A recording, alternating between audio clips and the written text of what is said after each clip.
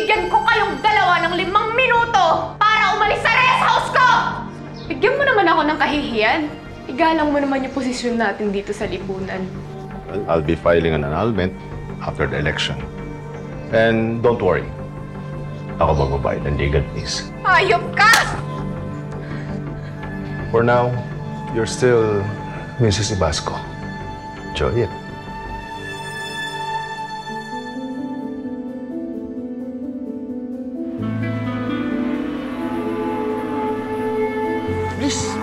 Please! Hoy! Ano yan? Patawarin niyo po yung asawa ko! Bitiwan niyo siya! Madam! Siya yung asawa ng Jojo, yung nagnakaw ng mga baka natin sa radyo. Hayop ka talaga. Kating-kating ka na makipaghiwalay sa akin. Wala naman patutunguhan na relasyon ito eh. Pwede kitang ilapit sa asawa ko, pero sa isang kondisyon. Anong kondisyon? Sipingan mo siya. Ho!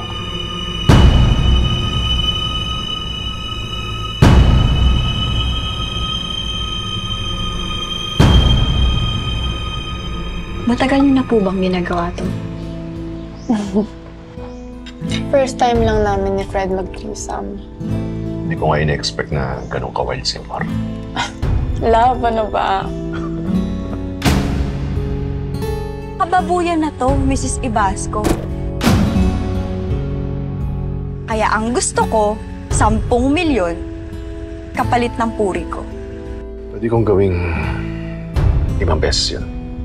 Paras kayong baliw mag-asawa. Okay na tayo dito, di ba? Sinabi ba ako? Everything that I've done to make this marriage work. Pwede kong iputok sa ulo mo to.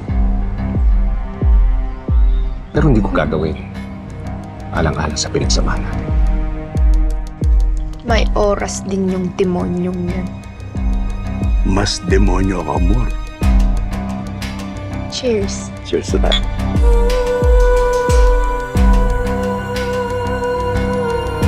Isa ka sa mga babae ko, wala tayong relasyon. Wala po akong panahon sa kababuyan mo. Makakaalis na po kayo. Mrs. Basco, parang ibang tao na yung asawa ko. Tell your boss, my husband, hindi sa katulad ng glorified whore ang mang-iinsulto sa akin.